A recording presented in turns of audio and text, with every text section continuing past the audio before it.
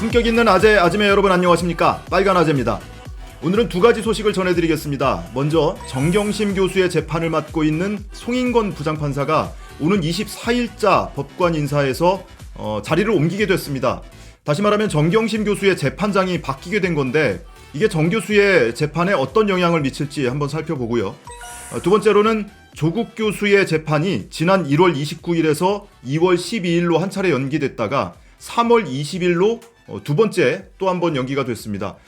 이 연기된 사유가 뭔지 그것도 한번 살펴보도록 하겠습니다. 송인건 부장판사가 오는 24일자로 서울 남부지방법원으로 자리를 옮기게 됐는데요. 우배석 판사와 함께 자리를 옮깁니다. 이 좌배석 판사, 이 사건의 주심 판사인 좌배석 판사, 김선혁 판사는 그대로 자리를 유지하게 됐습니다. 이 주심 판사가 해당 사건의 판결문 초안을 작성하는 역할을 맡게 됩니다. 그만큼 이 심리 과정에 집중을 할 수밖에 없는데 이 새로운 재판장이 부임을 하더라도 이 주심 판사를 통해서 재판 진행 경과, 진행 상황을 파악하는 데는 크게 무리가 없을 것으로 보이기는 합니다.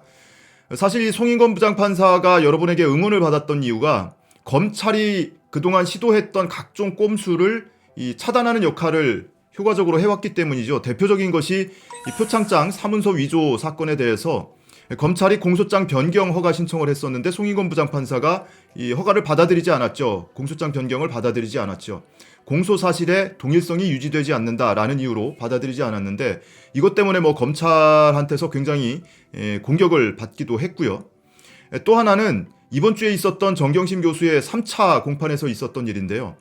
검찰이 정 교수가 사용했던 PC라든지 하드디스크를 지금 압수수색해서 확보해 놓고 있지 않습니까? 그런데 변호인 측에서, 피고인 측에서 이 하드디스크나 PC에 남겨있는 기록을 확인하기 위해서 열람 복사 신청을 했는데 검찰이 극구 반대를 했습니다. 그럼에도 불구하고 사실은 지난번 공판에 그리고 이번 주 공판에서 다시 한번 재판부가 이 열람 복사를 허용하는 결정을 내렸습니다. 명확하게 결정을 내렸고 사실은 지난번 공판 때 검찰이 강하게 반발을 하면서 여기에 남아있는 제3자의 개인정보 유출 우려 등을 이유로 해서 이 열람 복사를 허용해서는 안 된다라고 강하게 주장을 했지만 재판부가 열람 복사 허용 결정을 내렸고요. 이번 주 공판에서 다시 한번 명확히 쐐기를 박았습니다.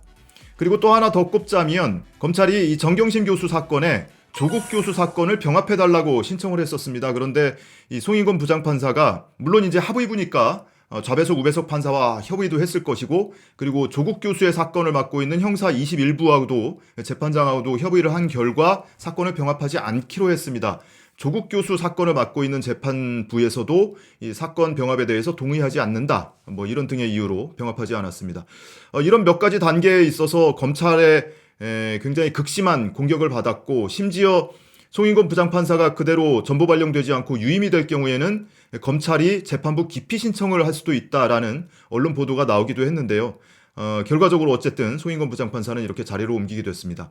그러면 이 송인건 부장판사의 전보 발령 그리고 재판장 교체가 앞으로 이어지는 정경심 교수 재판에 어떤 영향을 미칠지 유리할지 불리할지 많은 분들이 궁금하시죠.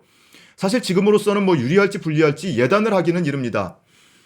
지금 송인건 부장판사가 말씀드린 것처럼 검찰하고 극심하게 지금 갈등을 빚어왔습니다. 유임이 될 경우에는 재판부 기피 신청을 낼 수도 있다라는 언론 보도가 나오기도 했을 정도니까요.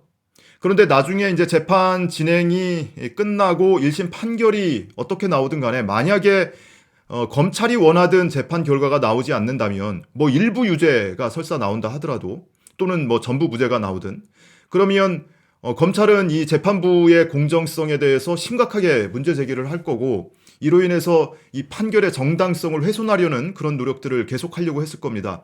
어쨌든 이번 재판부 재판장 교체로 인해서 그런 우려는 일단 사라졌다.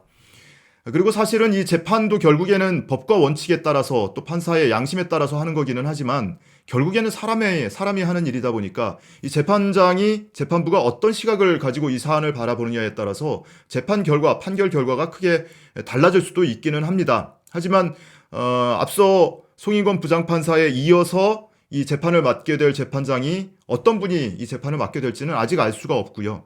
결과적으로 24일자로 자리를 옮긴 뒤에 각 법원의 사무 분담 그러니까 뭐 민간 회사로 따지면 업무 분장이죠. 이 사무 분담을 통해서 재판장이 새로 배치가 될 겁니다. 그 이후에 재판되는 과정을 좀 지켜봐야 이 재판장 교체가 정 교수에게 유리할지 불리할지 조금 그때 가서야 좀 판단이 가능하다는 생각이 듭니다. 다만 이 재판장 교체로 인해서 재판이 조금 지연될 수밖에 없을 것 같습니다. 최소 한 주는 무조건 지연이 되고요. 많게는 2, 3주 지연이 될 것 같아요. 아무리 이 주심 판사가 남아있고 이 주심 판사와 각종 기록을 통해서 새로 배치되는 재판장이 사건 내역을 파악하는데 지장은 없겠다 하더라도 일단은 이 법관 인사 일자가 24일자입니다. 그런데 송인건 판사가 지금 재판 일정을 잡아놓고 있는 것은 다음 주 수요일, 그러니까 12일이 마지막입니다. 그러니까 그 이후로 일주일 동안은 적어도 재판이 없고요. 24일 월요일자로 이제 법관이 바뀌게 되면 이후에 사무분담을 통해서 각 재판부의 재판장이 배치가 될 거거든요. 부장판사들이 배치가 될 텐데 그 사무분담까지 거치고 나서 사건 기록을 검토하고 그리고 재판 갱신 절차를 거쳐서 본격적인 재판이 시작이 될 겁니다. 그러다 보면 최소 한두 주, 길게는 한 3주 정도 지연될 수밖에 없겠다 하는 생각이 들고요. 그러다 보면은 정 교수의 이 보석 신청도 판단이 좀 늦어질 수밖에 없습니다. 익히 아시는 것처럼 정경심 교수의 변호인단이 정 교수의 보석 신청을 이미 해놨습니다. 그런데 송인건 판사는 앞으로 이제 서증조사라든지 증거조사 과정을 조금 거친 뒤에 가부를 판단하겠다라고 지금 밀어놓고 있는 상태거든요. 그러면은 다음 주에 있는 이 4차 공판에서 자리를 옮길 예정인 송인건 판사가 이 보석 여부를 결정할 가능성은 굉장히 희박하죠. 이어서 재판을 맡게 되는 재판부로 보석 여부에 대한 결정을 미룰 가능성이 훨씬 큽니다.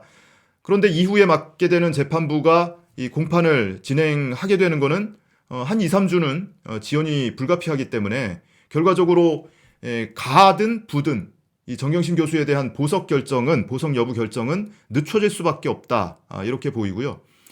다만 이제 긍정적인 측면도 있을 것 같아요.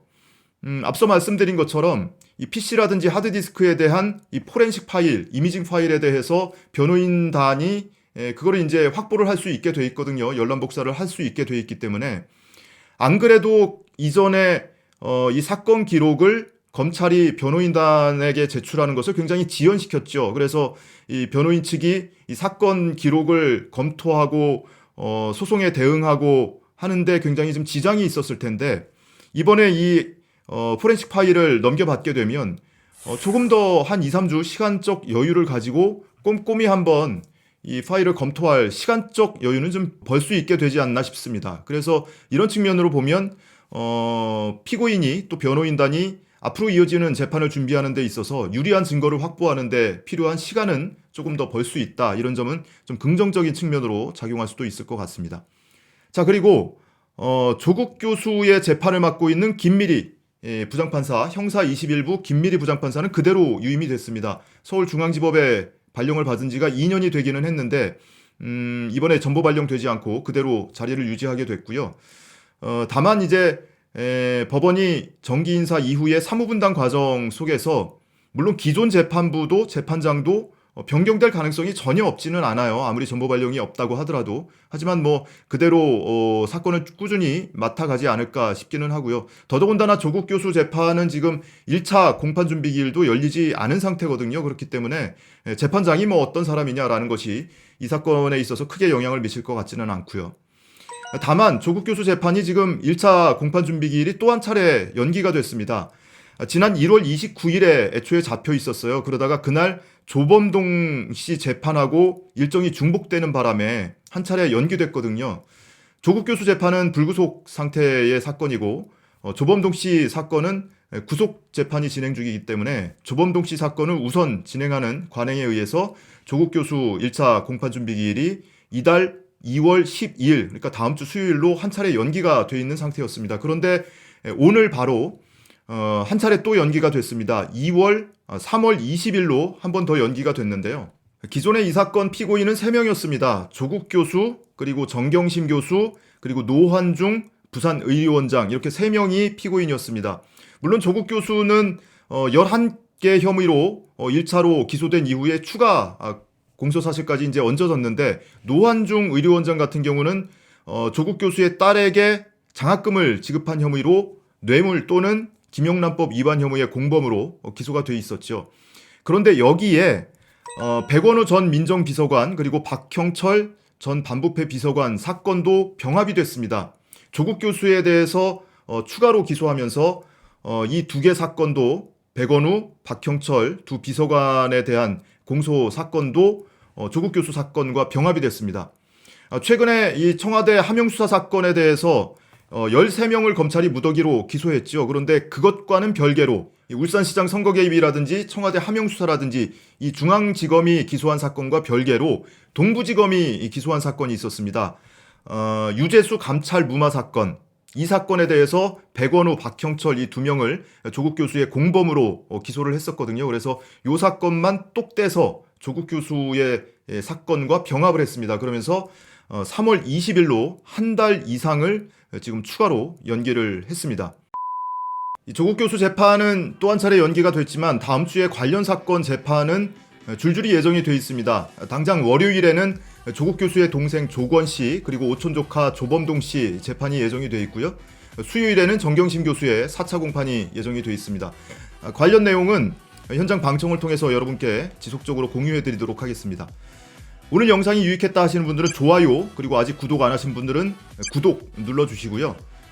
앞으로 올라오는 영상을 지속적으로 받아볼래 남들보다 먼저 한 발 빨리 받아볼래 하시는 분들께서는 이 종 모양 알림 버튼도 눌러주시면 고맙겠습니다. 감사합니다.